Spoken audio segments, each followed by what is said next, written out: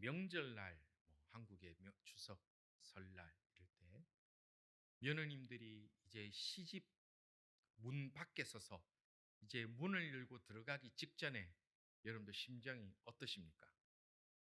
와, 신난다. 한 3일 잠도 안 자고 이제 만두 맛있게 많이 빚겠네.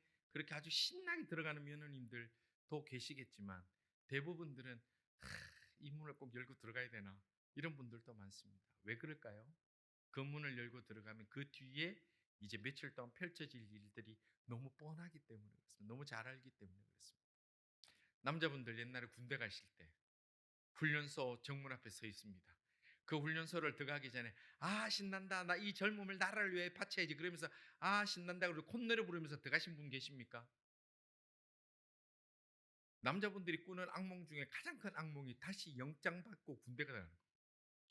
왜 그럴까요? 왜 거기서 콧노래가 안 나옵니까? 이 문을 열고 들어가면 그 뒤에 내게 어떤 일이 펼쳐질지 상상 이상의 일들이 펼쳐지는 것을 잘 알기 때문에 그 문 앞에서는 주저하게 됩니다.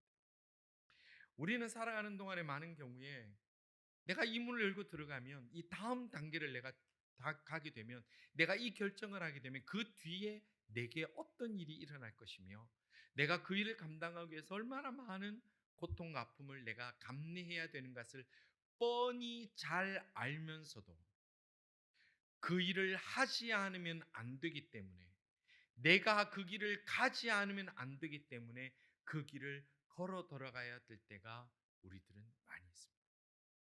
오늘 읽은 본문의 말씀을 보면 예수님께서는 지금 예루살렘 성문 밖에 도착을 했습니다. 예수님은 너무나 잘 아셨습니다. 내가 이제 이 성문을 들어가면, 그리고 내가 이 자리를 들어가면 이제 이 이후에 일주일 동안 무슨 일이 일어날 것이며 어떤 일들이 일어날 것인지 예수님은 너무 잘 아셨습니다. 그 안에 들어가면 이제 예수님이 모욕을 당합니다. 수욕을 당합니다. 매맞음을 당합니다. 침뱉음을 당합니다. 억울하게 잡혀갑니다. 밤새 고문을 당합니다. 누구 하나 위로해 주지 않는 그 길을, 십자가를 지고 올라가야 되는 그 길이 있음을 예수님은 뻔히 아셨습니다. 그래서 예수님은 그 길을 가기 전날 밤에도 감람산에서 핏방울 땀방울이 핏방울처럼 흐르도록 주여 이 잔을 내게서 거두어 주실 수 있으면 거두어 주시기 원합니다. 그런 고통의 밤을 보냈던 그 밤도 우리 주님 이미 알고 계셨습니다. 그럼에도 불구하고 우리 예수님은 그 길을 가야 했기 때문에, 그 길을 가기 위해서 하늘 보좌 영광 다 버리시고 이 땅에 오셨기 때문에 예수님은 이제 그 성문을 들어갈 준비를 하고 계셨습니다. 그때 우리 예수님의 마음이 어땠을까요? 신난다, 나 이제 다 끝났네, 할 일 다 됐네, 그러셨을까요? 예수님은 우리와 똑같은 인성도 가지고 계신 분이었기 때문에 정말로 말도 하지 못하는 고통 가운데 그 자리에 서 계셨던 것입니다. 이제 제자들은 신났습니다. 왜냐하면 이미 예수님이 입성하신다는 소식이 퍼졌기 때문에 예루살렘 성문에는 유월절 명절을 지키기 위하여 모였던 수많은 유대인들이 가득 모여있다는 얘기를 들었기 때문에 이제 아주 익사이팅 된 거예요. 와, 뭔가 이제 크게 된 것 같다. 뭔가 내가 아주 이루어질 것 같다. 그런데 예수님은 그들 가운데 그 이후에 일어나실 일, 그리고 그 위에 주님이 하셔야 될 일 때문에 예수님은 누구보다도 진지했고 누구보다도 깊이 이 시간을 묵상하고 계셨던 것입니다. 이제 예수님과 그 제자들이 예루살렘 성문에 이르렀습니다. 그런데 그 예수님께서 두 제자에게 아주 특별한 명령을 하고 계십니다. 오늘 본문 2절은 이렇게 말씀합니다. 이르시되 너희는 맞은편 마을로 가라. 그리하면 곧 매인 나귀와 나귀 새끼가 함께 있는 것을 보리니 풀어 내게로 끌고 오라. 풀어 내게로 끌고 오라. 예수님이 왜 갑자기 이제 그 중요한 예루살렘 성에 들어가는 그 입성 앞에서 갑자기 나귀 얘기를 왜 하셨을까요? 여러분들 왜 하셨을까요? 너무 긴장이 되어서, 다리가 후두들 떨리니까, 걸어 들어가기 힘들어서 뭐라도 타고 들어가야 될 것 같아서, 그래서 나귀가 필요했던 걸까요? 왜 그렇게 나귀가 필요하셨을까요? 아니면 예수님은 지난 3년 동안 공생애 동안 정말 고통과 아픔과 눈물을 참으면서 힘들어 오셨기 때문에 이제 남은 날이 뭐 일주일도 안 남았으니까 이제 마지막이라도 좀 폼 좀 나고 좀 럭셔리하게 한번 살아보시려고 그렇게 나귀를 가져오라고 얘기를 하셨습니까? 오늘 본문에 보면 이 나귀를 가져오라고 말씀하시는 분명한 이유를 4절과 5절에 말씀하고 있습니다. 4절과 5절은 이렇게 말씀합니다. 이는 선지자를 통하여 하신 말씀을 이루려 하심이라. 이는 선지자를 통하여 하신 말씀을 이루려 하심이라. 일러스되. 자, 그럼 선지자가 무슨 말씀을 했습니까? 시온 딸에게 이르기를 내 왕이 내게 임하나니 그는 겸손하여 나귀 곧 멍에 매는 짐승의 새끼를 탓도다 하라 하였느니라. 아, 지금 예수님 왜 나귀를 탈라 그러셨죠? 이유가 뭡니까? 이유가 뭡니까? 4절에 뭐라고 되어 있어요? 선지자의 하신 말씀 예언을 이루려고 나귀를 찾으신 겁니다. 나귀를 필요하신 이유는 명확합니다. 구약에서 말씀하셨던 선지자들의 그 예언들, 창세기부터 마지막 하나님의 그 구약의 말씀을 통해서 계속해서 주셨던 예수 그리스도 메시아에 대한 그 말씀을 온전히 이루시기 위하여 나귀를 찾으셨다, 나귀를 타려고 하셨다라고 명확하게 보여주고 있습니다. 우리는 이 말씀 가운데 오해하기 쉬운 것이 하나 있습니다. 왜냐하면 이 5절을 보면 그는 겸손하여 돼 있죠. 그는 겸손하여 나귀 곧 멍에 매는 짐승의 새끼를 탔도다 그랬어요. 이게 이 말씀이 인용된 스가랴 9장 9절에 이렇게 되어 있습니다. 스가랴 9장 9절에는 시온에 따라 크게 기뻐할지어다 예루살렘에 따라 즐거이 부를지어다 보라 내 왕이 내게 임하시나니 그는 공의로우시며 구원을 베푸시며 겸손하여서 나귀를 타시나니 나귀의 작은 것 곧 나귀 새끼니라. 아멘. 자, 지금 우리가 이 말씀을 보면 마치 어떻게 느껴지냐면 예수님께서 나귀를 타신 이유는 겸손하기 때문에 나귀를 타셨다 이렇게 해석하기 쉽습니다. 문장은 그렇게 보입니다. 겸손하기 때문에 나귀를 타셨다. 물론 예수님께서 겸손하시기 때문에 나귀를 타셨다라고 의미 부여를 할 수는 있습니다만은 그러나 우리가 이 원문을 보면 이것은 겸손하셨기 때문에 나귀를 타셨다라는 이런 인간관계를 가진 문장이 아니라 독립 문장입니다. 독립 문장. 그러니까 무슨 말씀이냐면 메시아가 이런 분일 것이다. 메시아가 오실 때 이렇게 오신다라고 말씀하시면서 메시아는 이런 분입니다. 이런 분입니다. 이런 분입니다라고 하는 그 병렬 구조 속에 메시아는 겸손하신 분입니다. 그리고 메시아는 나귀를 타고 오십니다. 이렇게 나뉘어지는 거예요. 우리가 지금 이것을 잘못 착각을 하게 되고 잘못 오해를 하면 우리가 무엇을 탔느냐, 우리가 어떻게 살아가느냐로 겸손과 교만을 나누게 되는 오류에 빠지게 되는 겁니다. 우리가 이 여러분들 NIV 성경이 있거나 영어 성경 다른 버전이 있으신 분도 보면 여기가 지금 두 개를 나눠서 해석을 해요. 이게 gentle and riding on a donkey라고 돼 있어요. 그러니까 이 두 개가 다른 구조예요, 다른 구조. 우리가 그렇게 얘기를 합니다. 만약 예수님께서 겸손하셨기 때문에 말이 아니라 낙타가 아니라 나귀를 타셨다. 그럼 더 겸손하려면 안 타야죠. 그렇게 생각 안 하십니까? 더 겸손하려면 안 타고 가시는 게 더 좋죠. 그래서 제가 한번 생각해보세요. 그러면 안 타고 걸어가시는 것보다 더 겸손한 게 뭘까? 가룟 유다 업고 가면 어떨까요? 저만 감동했나요? 제가 생각해보면 가룟 유다를 업고 가면 뒤에 더 멋져 보일 것 같아요. 지금 이 얘기는 무엇을 탔느냐가 겸손을 얘기를 하는 게 아니에요. 만 이런 기준이라면 오늘 우리가 그리스도인의 제자입니다. 우리는 그리스도인입니다. 맞죠? 예, 한 4-5분 예수 믿는 분 참여해 주셔서 감사합니다.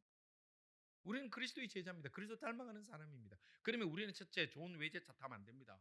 오늘 외제차 타고 좋은 차 타고 오신 분 회개하시길 바랍니다. 이러면 왠지 좀 은혜롭지 않아요? 오늘 버스 타고 걸어 들어오신 분들 주의 은혜가 충만할지어다. 이 은혜입니까? 만약에 우리가 무엇을 탔느냐, 무엇을 입었느냐, 무엇을 가졌느냐로 우리가 겸손과 교만과 하나님의 은혜와 하나님의 징벌을 나눈다면 우리는 심각해지는 거예요. 지금 이 본문이 말하고 있는 것은 예수님이 이것을 타셨기 때문에 겸손이 아니라 예수님이 겸손하신 분이고, 그리고 이 나귀를 타신 목적이 뭐예요? 선지자의 예언, 메시아의 예언을 이루시기 위하여 나귀를 타셨다는 거예요. 여러분들, 그러면 나귀를 탄 게 다 겸손이냐?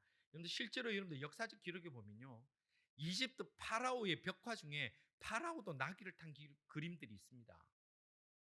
페르시아 왕도, 황제도 나귀를 타고 다닌 기록들이 있습니다. 그러니까 무엇을 탔느냐가 그를 겸손하게 만든다라고 표현이 아니라, 그는 겸손하시고, 그리고 예수 그리스도를 예언했던 구약의 그 수많은 말씀들, 메시아를 예언했던 수많은 말씀들을 내가 온전히 이루고 간다라는 걸 보이기 위해서 나귀를 타고 가시는 거예요.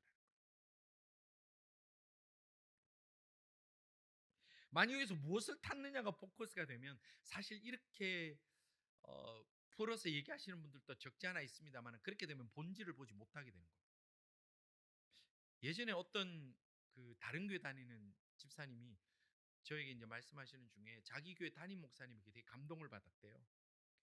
왜 그렇습니까? 했더니 자기 교회 담임 목사님을 봤는데 양말에 빵꾸가 났더라는 거예요. 그래서 굉장히 감동받았대요. 근데 제가 그 목사님을 좀 아는데, 그분이 돈이 없어서 양말 빵꾸 날 분은 절대 아니거든요. 저하고 상 비교도 안 되는 엄청난 능력이 있는 분이에요.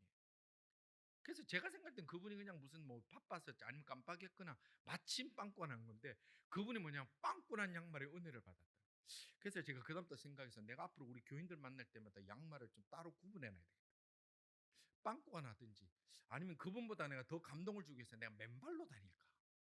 혹시 여러분들 저를 만날 때 제가 맨발로 다녔을 때는 제가 지극히 겸손한 순간인 줄 아시고, 이게 지금 말이 돼요? 그러니까 우리가 보여지는 것에 의해서 우리가 그 본질을 보려고 하면 우리가 착각할 때가 얼마나 많은지 모릅니다.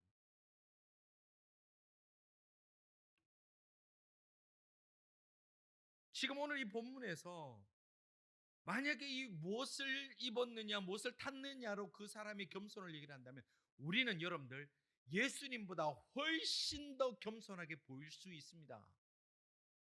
예수님보다 훨씬 더 겸손한 척도 할 수 있습니다. 그것이 함정입니다. 그것이 굉장히 무서운 겁니다. 우리 이 시대 예수를 믿는다고 하는 사람들, 이 시대 우리가 하나님의 백성들이라고 하는 사람들이 보여주고자 하는 본질이 아니한 껍데기가 얼마나 무섭게 본질을 가리고 있으며, 얼마나 우리의 신앙을 스스로에게도 정직하지 못하게 보일 때가 얼마나 많이 있습니까? 지금 오늘 예수님께서 나귀를 타신 핵심은 무엇이냐면, 그 예수님 오시기 500여 년 전에 스가랴 선지자가 말씀을 통하여 하나님의 말씀을 선포했던 그 말씀처럼 메시아라는 거예요. 메시아라는 거예요. 하나님의 아들이라는 거예요. 하나님이 보내신 하나님의 사람이라는 것을 명확하게 보이시기 위하여 그렇게 말씀하셨다는 거예요. 예수님이 지금 이 나귀를 타고 들어가게 되면 이후에 무슨 일이 펼쳐질지 너무나 잘 알고 계셨습니다. 그럼에도 불구하고 이렇게 가는 길이 하나님의 영광이기 때문에, 내가 그렇게 들어가야 되는 것이 하나님의 뜻이기 때문에, 그리고 내가 그렇게 들어가야 아무도 구원받지 못할 타락하고 더럽고 악한 이 인간들이 비로소 하나님 나라의 문 열고 들어갈 수 있기 때문에, 바로 우리가 그럴 수 있기 때문에, 2024년 종료주일날 참석하여 앉아있는 우리가, 우리의 공로는 어느 누구도 천국 가지 못하지만 예수님이 그 길을 들어가셔야지 우리가 오늘 그 십자가 붙드는 자들마다 하나님 나라 들어갈 수 있기 때문에, 우리의 공로가 아니고 우리의 자랑이 아니고 우리의 지식이 아니고 우리의 뽐냄이 아니라 그저 십자가 때문에 천국 갈 수 있기 때문에,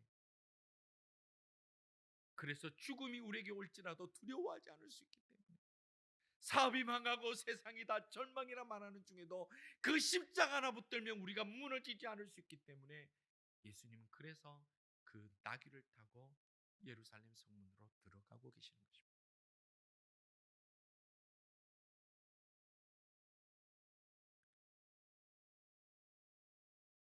성도 여러분, 예수님께서 우리에게 보여주시는 것은 내가 이 길이 끝이 어딘 줄 알지만 내가 너희들을 위하여 이 길을 내가 간다.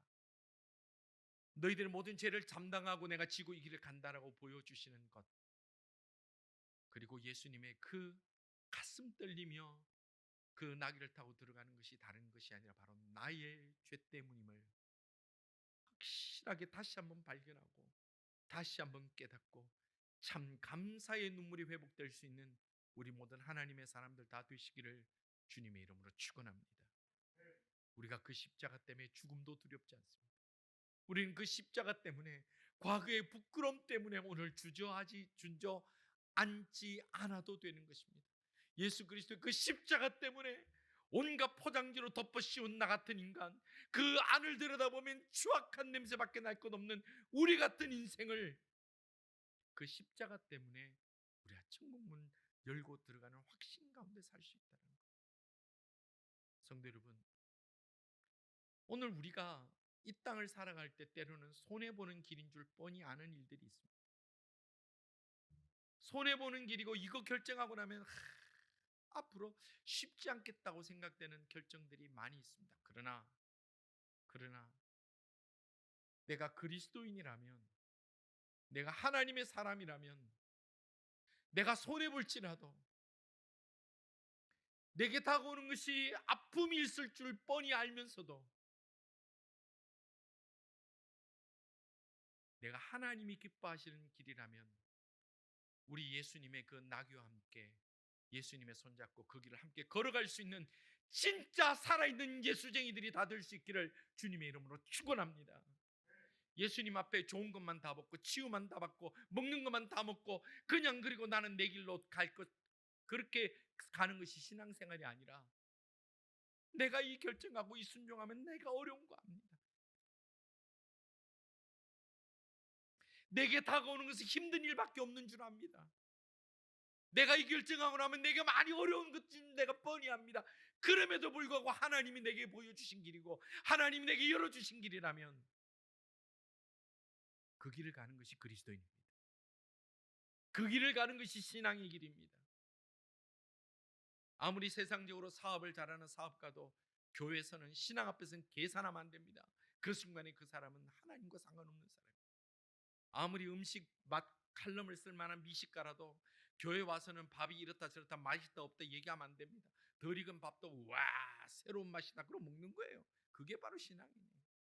세상에서 대통령이 아니라 기업 총수가 우리 교회 다닐지라도 안내 순서되면 일찍 와가지고 깨끗한 옷 입고 뒤에서 머리 숙이면서 인사하면서 주보 두 손을 나눠 드리는 거예요. 그게 그리스도인이에요.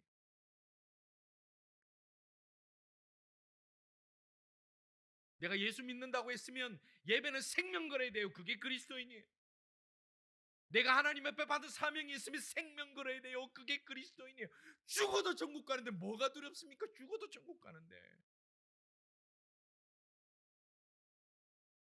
예수님은 날 위하여 죽으시면서까지 천국문 열어주셨는데 내가 예수 믿는다고 하면서 뭐를 그렇게 많이 따지고 뭐를 그렇게 많이 그렇게 계산하고 뭐가 그래 복잡합니까?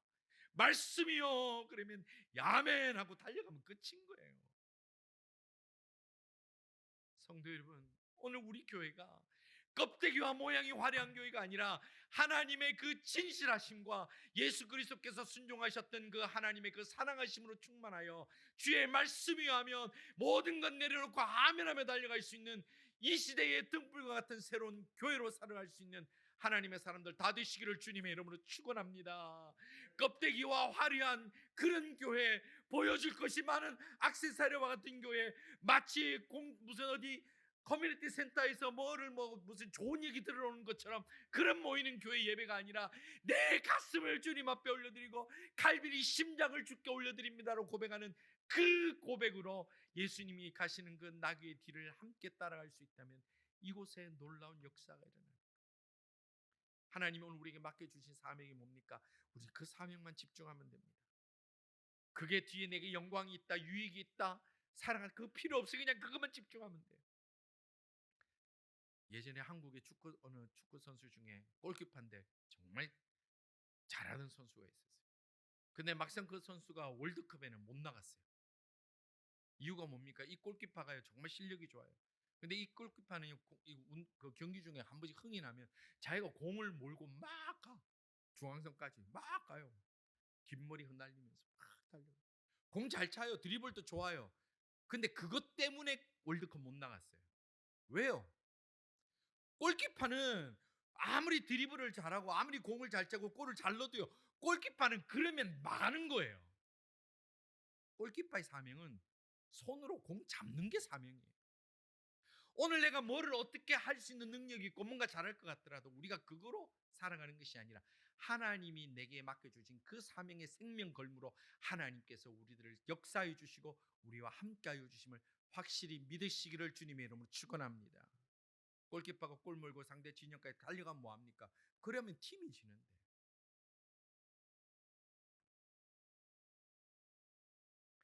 성도 여러분, 예수님은 선지자를 통하여 하신 말씀을 이루시기 위해서 나 같은 죄인을 살려주시기 위해서 연약한 우리가 죽음이라는 문제가 눈앞에 하도 웃으면서 그 길을 걸어갈 수 있게 하시기 위해서 세상 사람들 다 두려워하는 것도 결코 두려워하지 않도록 하시기 위해서 우리 주님은 그 나귀를 타고 예루살렘으로 들어가셨습니다. 오늘은 종려주일입니다. 그리고 이번 주간을 고난주간이라고 합니다. 왜 고난주간이라고 할까요? 예수님이 매일매일 너무 고통스러워서 아니에요. 이제 십자가를 향하여 가는 동안에 매일매일 그 카운트다운 되어가는 그날의 고통과 눈물과 아픔으로 그날을 보내셨기 때문에 그래서 오늘 우리도 고난주간을 예수님의 그 십자가의 길을 함께 걸어가는 것입니다. 사랑하는 성도 여러분, 우리는 예수님 믿는 사람들입니다. 예수님은 다른 누구가 아니라 나를 위하여 십자가의 그 길을 걸어가셨습니다. 이것이 내 가슴으로 울림을 경험하지 못한다면 우리는 아직도 너무 멀리 와 있습니다. 예수 믿는 것은 그 길을 주님 손잡고 같이 가는 겁니다. 그리고 그 마지막 날에 주님 부르실 때 나팔 불 때 나의 이름 불리는 그 순간에 두 팔을 하나님 나라 가서 영원히 그곳에서 주님 찬양하며 영원히 그곳에서 영생의 기쁨을 누리며 살아가는 것이 그리스도입니다. 이 본질적인 사명을 잊지 않고 우리에게 맡겨주신 그 길을 끝까지 잘 달려갈 수 있는 참으로 복된 하나님의 사람들 다 되시기를 바라고 특별히 바라고 원하고 축복하며 바라는 것은 우리 교회의 많은 젊은이들이 껍데기 모양에 가득한 그리스도인이 아니라 본질에 충실한 그리스도인으로 이 시대에 참으로 아름다운 교회, 가고 싶은 교회, 향기 나는 교회를 이루어 나갈 수 있는 하나님의 거룩한 꿈들이 다 될 수 있기를 주님의 이름으로 축원합니다. 기도드리겠습니다. 아버지 하나님, 죽는 길인 줄 알면서도 모욕과 고통과 침뱉음과 채찍에 맞음과 두 손이 못 박힘과 옆구리에 창이 찔려 죽어가야 되는 그 길인 줄 알면서도 선지자의 그 말씀을 이루기 위하여 오늘 우리 죄인들을 십자가의 그 보혈로 구원하시기 위하여 그 예루살렘 성문을 향하여 걸어가셨던 우리 주님의 그 은혜 그 사랑 참으로 감사합니다. 저희들 마음을 다해 주님의 그 십자가의 길을 묵상하며 그 길을 함께 걸어가며 사명에 집중하며 살아갈 수 있는 하나님의 사람들 다 되게 하여 주시옵소서. 껍데기와 보이는 것에 창념치 아니하고 가슴속 깊이 주님을 향하여 뜨거운 사랑의 고백으로 하루하루를 참 복된 삶의 길을 걸어갈 수 있는 저희 모든 하나님의 사람들 다 될 수 있기를 간절히 소원합니다. 영광 받으소서. 이후에 있을 모든 성찬 예식 가운데도 주님 영광 받아 주시기를 원하옵고 할렐루야 예수님 이름으로 기도드리옵나이다. 아멘.